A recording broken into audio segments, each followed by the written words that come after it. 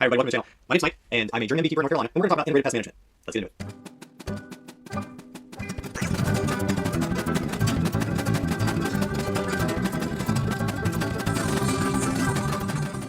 So what is integrated pest management? Integrated pest management is defined as the coordinated use of appropriate pest control tactics to reduce pests and their damage to an acceptable level. So for us as beekeepers, we're talking about a management system that will keep whatever pests we have, small hive beetle, wax moth, varroa, to a manageable level that doesn't cause enough damage to our hives that it's going to eradicate them, or we're going to have to step in and conduct treatments. An appropriate integrated pest management system are going to be your knowledge on the pests that are invading your hive. Do you know about their biology? Do you know about their life cycle? And do you know what they don't like? What will keep them out of your hive? How did they get in there? The next thing you're going to want to do is monitor. Everything about an IPM is monitoring. So set up a schedule with your inspections that just cover monitoring, where you're showing up and you have a couple things that you're looking for, or you're doing some sort of test to find out what are my levels of pest today. Record keeping. Record keeping is very important to us as beekeepers because we want to keep track of our pest infestation. So that gives us metrics. If you're keeping proper beekeeping notes and tracking and monitoring the amount of pests that you have in each of your hives, then you're going to be able to pinpoint exactly when did the pests get in there.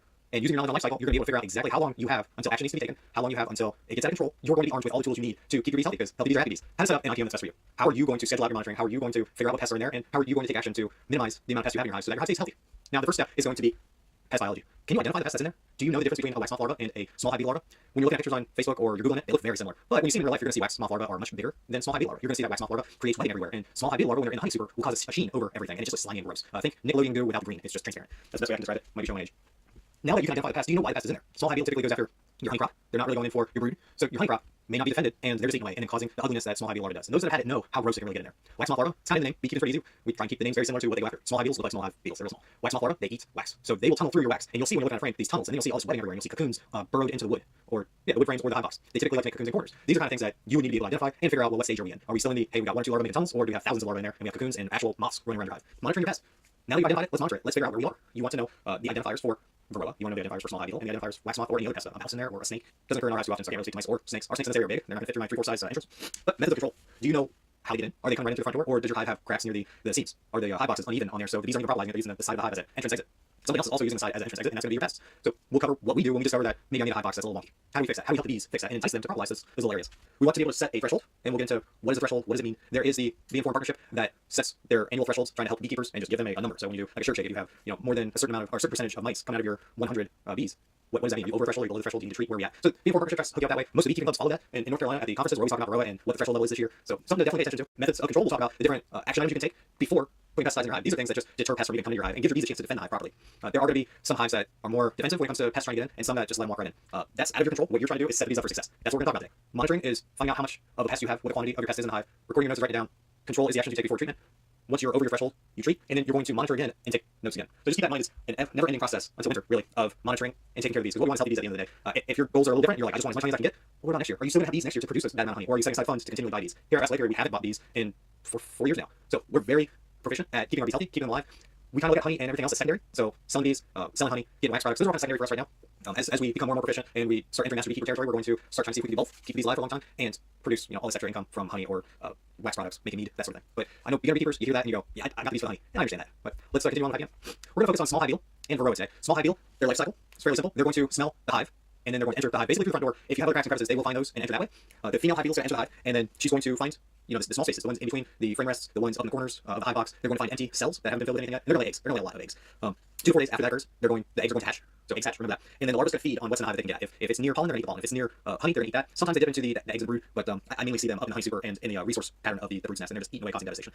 After that, they'll do that for a couple days. Somewhere between days 7 and 10 of them being them existing, they will exit the hive. And typically they exit the hive just like bees do. So if the bees are coming in and out through the front entrance, that's how they're going to do. They're going to drop off of the ledge, the landing board, in the ground. They're going to dig about 4 inches down, and then they're going to pupate and become a hive beetle. So we'll talk about what to do about all this in a minute, but we're trying to get through to you what's the life cycle. That way you understand what's going on. Varroa honey, their life cycle is find a honeybee that's working, that's foraging fields. They're going to hop on because they're a parasite. They're going to ride that bee into the hive, and then they're going to basically hop bee to bee because your forager bees come, land on the landing board, maybe walking in a couple of steps, and then essentially regurgitating or passing the nectar from their honey stomach to another bee's honey stomach, and that bee's going to go store it somewhere. So they may end up dropping onto the landing board. They may end up just hopping over to another honeybee. But keep in mind, it's a mite, parasitic mite, and they're just going to have their arms up, ready to go. Kind of if you look at videos of ticks in the woods, they sit on leaves and grass leaves, trees, they'll fall off of them. But basically they have their arms sticking out and they're just waiting for something to walk by, brush against them, and they'll grab one. So that's basically how the varroa go ahead and jump from bee to bee until they're near the brood's nest. They're going to drop down where the eggs are, where the larva is, and they're going to start laying eggs. Now, where do they lay eggs? They're not going to lay right on top of the larva. They're going to lay under the larva. And then, as you may know, well, under the larva is food. There's like a layer of liquid there. What varroa do is they have a telescopic mouth. I think that's the best way to put it. Or air tube. Air tube's probably more easy to understand. So if you think of a submarine and it's got periscope that comes up to go above the water, that's what the mite is doing. It's going to shoot up its air tube so it can still breathe, but it's going to be down in the actual food. So when you're looking in your frames into the cells, there's a good chance you're not even going to see the varroa. You're not going to see how much infestation you actually have at that point. But the female varroa will go under. It's going to start laying eggs in the actual feed. The eggs will then hatch, and the baby mites will start feeding on food that's in there. It'll feed on the larva that's in the cell, the bee larva. It's going to attach to the bee, start feeding off the bee, and then it's as the bee goes from larva to pupae to actual bee, the bee's going to crawl out, and now it's covered in a couple of different mites, and those mites will then, if a female, will drop off into other cells. If not, they'll just keep stuck on the bee and then riding it through the bee's life cycle, essentially. We don't want to get to the point where we have infestation. The word infestation just kind of like every crevice and every part of the hive box is just crawling with something other than a bee. That's what I think of. But in reality, it's almost you can't even see that there's an infestation going on for the most part when it comes to Varroa. There are signs, and we'll talk about those, that you can see on the actual bees. But once you start seeing Varroa physically on the bee, you have infestation. Just imagine like that whole hive is just bursting out the seams with Varroa. Small hive beetle, one of the big signs is seeing the actual larva just eating away at everything. That's going to happen in your honey super for the most part, or any part of the resource pattern of your brood's nest. So what do you do? How do you monitor for small hive beetle? The first thing is when you're doing a basic inspection, and you take off the lids, the outer cover, flip it over. Don't just throw it on the ground, flip it over, look at it. And if you see small hive beetles running for the corners trying to get away from the sun, you know that you have small hive beetles in there, and you need to start taking some control measures to make sure that limit stays below your threshold. Check the inner cover as well. There's always nooks and crannies in the inner cover that the small hive beetle will try and hide in. Other things that you may see are spiders in there. They'll eat the small hive beetles. Sometimes they're good, but they also eat the honeybees, so sometimes they're bad. Like we have here, the honeybees will force the small hive beetles to move into those crevices. The guard bees, most of the time they're outside the hive guarding the entrance, right? But these bees will actually detain the small hive beetles in corners and keep them there so they're not eating the resources. Because the honeybees can't actually kill a small hive beetle in beetle form. The exoskeleton of the small hive beetle is too hard. To try and flip over the small hive beetle is very difficult for the honeybee, so they're not able to bite or sting the small hive beetle and do any real damage that you as a beekeeper could do. For some of the techniques you can use to monitor what's going on is a corrugated board for your IPM, also called city board if you hear that. And that looks like this. Typically it has a grid on it. You'll hear of beekeepers grabbing the political signs and using those. They're about the same size as these IPM boards, so these are kind of the official one. They're in grids. And what you do is you'll put something on here, if it's a vegetable oil or just something sticky, to this board, and then you're going to slide it under your hive and let it sit there for 3 days. And then you're going to pull it out. And what you're going to do is in each of these boxes, you're going to count the amount of dead Varroa that's on there. And then you're going to divide by 3, and you'll know your drop count for each day. Now, that kind of gives you some assistance to figuring out your threshold, how many Varroa are falling off. But then we have to look at the life cycle of the Varroa and go, well, if these guys are already falling off dying, how long has it been since, the first eggs were laid by the first female Varroa that entered your hive? And then you can almost go, well, it's been 2-3 weeks. So if this is my mite drop count for day 3 today, then we really started 2 weeks ago with having maybe an issue, maybe not. If you only have 1 or 2 that drop down, you're doing good. But keep in mind, you're counting 2 weeks behind. Okay. Another one you can do is a sugar shake. This is what we do primarily, and we have a video on it. You're basically taking a half cup of bees, you're putting sugar on, shake up over the sugar will cause the mites to drop off of the bees. These are nurse bees, so they won't walk over the cells. But this will cause the Varroa to fall off, and then what you're going to do is turn over that jar and shake all the powdered sugar on this. The Varroa will fall with it, and then you're going to spray it with water that dissolves the sugar, and then just leaves the Varroa that's sitting in the water. And then you can just count them that way, and that will tell you how many Varroa you have on your nurse bees. That's a wonderful way to check. It's more accurate than the city board, corrugated board, less accurate than alcohol wash. Alcohol wash is very similar to a sugar shake, except for you're killing the bees by putting alcohol in there, you're also killing the mites, and then all you're doing is removing the bees. Actually, you're just pouring the alcohol into a container or a bowl, and then you're going to count the mites. Same sort of technique, just in one aspect, the bees are alive, they're just covered in sugar and cleaning each other off, they may be a little agitated. In the other case, your bees are dead. But killing 300 bees in a hive that consistently has 100,000, we're not really doing a ton of damage. If you're doing monitoring every 2-3 weeks, it's not doing enough to take out the hive. And then I have drone comb check. What I mean by that is I will take one of our green frames that has nothing but drone comb in it, which has drone brood in it, and I'll just take that whole thing out, replace it with another frame of wax, and then I'm going to go through a majority of those, cut open the top of the roof cappings, pull out the drones, and see how many Varroa I have crawling around on those drones. If it's in abundance, then I know that, hey, I can stick this frame in the freezer, that's going to kill all the drones, but it's also going to kill all the mites. And then I can stick it back in a strong hive, and the bees will pull out all of those drones, and the queen will lay again, and I can find out, again in another couple of weeks, how many or how much Varroa infestation I have on my drone comb. Problem with that is if you forget. If you like me, get deployed in the military a lot, I put that frame in there, I left, came back 4 weeks later, a month, all the drones had emerged, and now I had a case of maybe Varroa everywhere, but I wasn't able to monitor. So I did a sugar shake, I checked it out, levels were still low, which that's good, but levels being low, and then I can carry on with my IPM, I don't have to worry about treatments yet. I've been talking about threshold this whole time, trying to instill that you have to set a limit for where you're going to start conducting treatments. Where did your controls stop becoming effective, and you now have to do a treatment to kill off the Varroa or the small hive beetle. So I got this chart. It's from the North Carolina Department of Agriculture, and what it talks about is number of pests over time. There's a lot of charts out here that will show the Varroa pests over time. I like those charts, but this one covers all your pests, essentially. It's very generic and basic. You're going to see that your pests start out at low level, and then as it climbs, you have to set a point of, if I get these many Varroa and drop down to a sugar shake, or whatever method you're using, that's when I'm going to start treatments. Same thing with small hive beetles. If I start seeing 10, 20, 30 in there, where's my limit before I start taking drastic measures? And what EIL is economic injury level, and that's at what point are you thinking you're going to lose the hive? If this carries on past this point, you're kind of in a state of, my population, my bees is going to decline rapidly, there's no more wax left, there's no place for queen to lay, there's a lot of bad things that happen, and you don't have hive anymore, and you're wondering what happened. The point of doing treatments is when it gets up to the ET, which is economic threshold, that's where you cross that line and damage to your hive is imminent, and you need to take action. And then your control is everything you do prior to reaching that ET, your economic threshold. So as you reach that ET level, the economic threshold level, that's just showing that damage is imminent to your hive. That means that the pest level has gotten to a point where if you don't take control of it, it's going to destroy your whole hive. And then controls are actions that you took prior to doing treatment. If that means putting your hive in full sun or whatever environment you set up to help the bees, that's your control. And then your treatments are later on. So controlling strategies for small hive beetle, pretty easy. Any spot on the hive that's not the main entrance that you want them to use that is maybe accidental craft that the bees are coming in and out, or you get some working in the wood and it starts to separate, go ahead and use finger tape, take that whole section off, and then the bees, what they will do is because they come in and out of there, they will propolize it.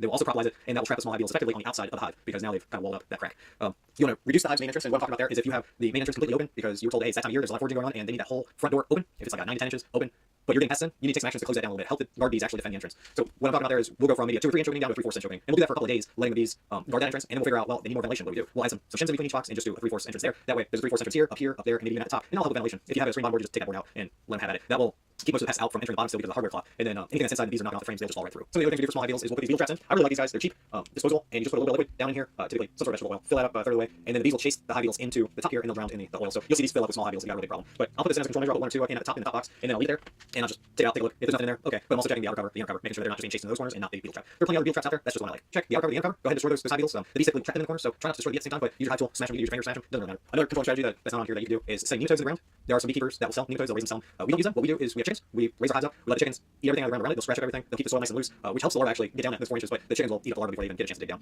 Other things that folks have done is like gravel, clay, and other things. But really, all that's doing is the larva will drop off, and then they're going to crawl until they find a piece of land that they can then dig in and pupate. So you're kind of you're kind of using a control strategy there. I don't know how effective it is. If you have thick clay and then you have chickens and they come in and they grab the larva before they reach the prime pupating spot, then yeah, that's effective. But just letting the larva crawl across your clay or gravel, I don't think you're really doing a whole lot there. If you do all your control strategies that you can think of, but you still have an influx of hive beetle, consider moving your hive into full sun.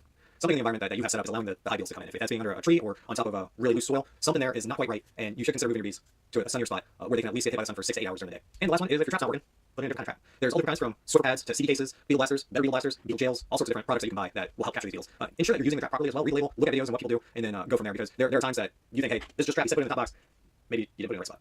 I did end up putting this on one of the outsides where this lip was sitting on the actual hive box and this lip was on frame. And what that did is it created a maybe less than a millimeter of space between the two boxes, and it rained and some water got in. And that caused mold, which caused a whole slew of other problems in there. And so I realized, oh, why my beetle blaster full of water? Well, I put it on the outside box and just let water fill it up and then oil it everywhere too. So I'm sure you're using your traps correctly. For Varroa, some of the things we do, and it's a constant process. You have to be proactive and just keep using your control methods. One of the things that we do is we give the queen a 1 to 2 week brood break, and we'll put a little cage around her. It's like a hardware cloth, and we'll just find her and we'll sit her in maybe a 4x4 area, 4 inches by 4 inches. And once she's laid there, she's not allowed to go anywhere else. We've done that. We've done slits to try and move her into a 1 or 2 frame hive, and then let that hive create a brand new queen. And then during that time, it gives them a pretty long brood break and knock down your Varroa population. These are not effective if you already have infestation. Okay, these are before the infestation arrives.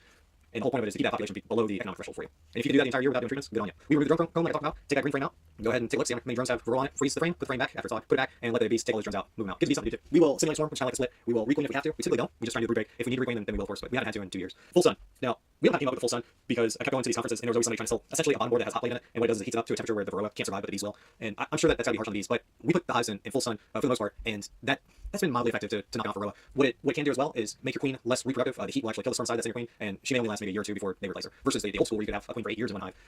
We put them in full sun, that kind of goes away. Heated bottom board gadgets, that's what I was just talking about. You can look them up online. There's a bunch of them out there that you're supposed to put them under. It's not really from there. It's supposed to be to kill the Varroa and keep them knocked down. We're talking about things that you do prior to having an infestation. So there's a lot of things out there that help you monitor as well passively without you actually getting in there. I find that they're okay, but you still need to get in there and do your active monitoring. Find out exactly how much you have. Reaching your threshold. So once you set your threshold of how many small hive beetles you're for sure that you're gonna have in your hive before you come take action. Once you reach that level, start removing your honey supers. If they're completely infested with small hive beetles, stick them in the freezer or deep freezer. And then you want to somehow increase the amount of honeybees that are in that hive because they're just not defending the hive properly. Because you should have already put in different kinds of traps to try and keep them under control, closed off all the extra entrances. So really the only way that these hive beetles are getting in and out is through the front door. And if that's the case, then the bees need to be enticed to keep them out. So what you're doing is you're gonna remove your honey supers, freeze them, that will kill your small hive beetle problem, and pretty much make your honey not usable at that point. I would not suggest trying to harvest that honey at all. For Varroa, next thing you need to do is if you reach your threshold is look at a pesticide. In the beekeeping world, all pesticides are called treatments. All treatments are miticides, they kill mites. Very stressful on the hive, but they're already under stress because of the Varroa. The Varroa are they're infesting your hive, and through them being a parasite, they're also making your bees more susceptible to just random diseases. If you got a deformed wing virus in there, you'll see that on the bees before you see the Varroa. K-wing, that's a sign of stress that the bees are going through. You'll see many other signs of disease and illness in the hive from the bees before you ever see the Varroa on the back of the bee. So keep that in mind. Examples of treatments, and I'm gonna let you know, going to a big box store and trying to pick up a pesticide is not the answer. You want to find one that's specific for Varroa, specific to being placed in a beehive. So read the label, know what product you're using. Don't willingly buy anything and put it in your hive. Okay. There are some of these that are listed that are going to be okay for having a honey super on, and some that are not. Some that are gas, and some that are just acid. Some that the bees walk on, some that you have to drip. Read the label. In the US, it's law. Label is law. Okay. So if you use it in some other way than the label says, illegal. That's illegal. There's no ifs, ands, buts about it, no gray area. But some of the active ingredients are going to be oxalic acid, thymol, top beta acids, and formic acids. There's a couple more out there, but those are the big guys. They come in different percentages for what product you buy. So read the label, follow the instructions. If something doesn't make sense, feel free to call the company. They will help you. We've called the formic acid guys before, and they were very friendly. The lady on the phone walked us through everything, basically read us what the label said, and then we asked some more questions just because the temperatures were a little off here than what the label said, and she said she did not advise us putting it in, so we waited and then put it in later. But gotta read the label, guys. Okay, the next thing is you set your economic threshold, you went over it, the pest went over it, and then you treat it. Now what do you do? And guys, how do you know if it was effective? How do you know if your treatment that you put in there actually did anything? Now, for either small hive beetles or Varroa, you're going to monitor your pest levels again. Go and do a check. Look in there. Check all the crevices. See if there's any larvae crawling around. For Varroa, you're going to do the same sort of thing, but it's going to be a sugar shake, alcohol wash, a drop check. My drop count is so simple that you can do both. Put it in your board for 2-3 days, take it out, do your count, come out, do a sugar shake, check that, compare the two numbers, and go, okay, so on my count, I only got a couple, but in my sugar shake, I had, over 5%. That's not okay. So that means we're still over our threshold. Let's get a different treatment and treat, or let's treat again with the same thing, but then do your mite check again. Record. I don't know how many times you go and talk to a beginner beekeeper and you go, hey, did you do treatment this year? Did you check the mites? Yes, I did a sugar shake. Well, how many mites do you have? I knew then, I don't know now. So you did a treatment. Yep. Did you check after? I totally checked after and I was, below 3%. Okay. Did you write down anywhere? No. How are you going to know for next year? You want to set historical information in place so that next year when you go back and look, you can go, in July, August, September, I was good. Zero across the board, 1% across the board. But then late October hit, and I'm at 10, 12, 13% mite load, or small hive beetles just invaded my hives. You're going to want to know that last year's data is going to show you what this year could look like and what next year may look like. Now, a lot of it for small hive beetles, weather dependent. If it heats up during the winter and these small hive beetles start coming up out of the ground and it freezes again, you can almost look at that and go, okay, next year, we're not going to have a whole lot of small hive beetles. But Varroa-wise, it kind of gives you a point where you can look at it and go, they're migrating to my hives at this time of year, and it's always early October, or it's always right in September, or it's always August, and it's been like that for 5 years. Let's go ahead and make sure we're ready to take action at that time. Let's make sure we close up the hive a little bit at that time. Always be proactive. Proactive breeds healthy bees. Just remember that. Keep your notes, review your notes. Always look at last year. When you treat with pesticide, always read the label, and then monitor again. Once you monitor, if you're below your threshold and you feel comfortable that your bees are healthy bees, then continue to monitor after that to ensure that they're healthy. Now, once it starts getting into the winter and it's too cold to monitor or do hive inspections, you got to cross your fingers and hope that when January, February, March starts showing up, in our area it's late March is when you can start doing inspections again, but late January and early February is when the queen starts laying. So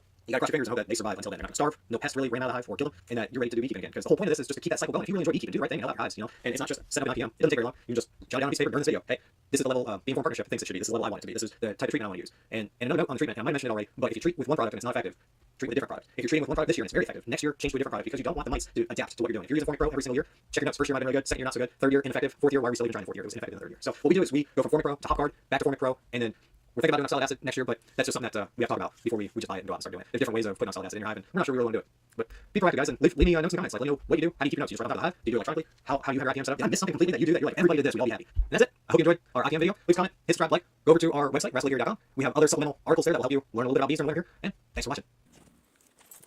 A special thank you to Carol J. Thanks for helping out with these. And if you too want to donate, head over to Wrestle Apiary and hit that donate button. Thanks, everybody. Help you have bees.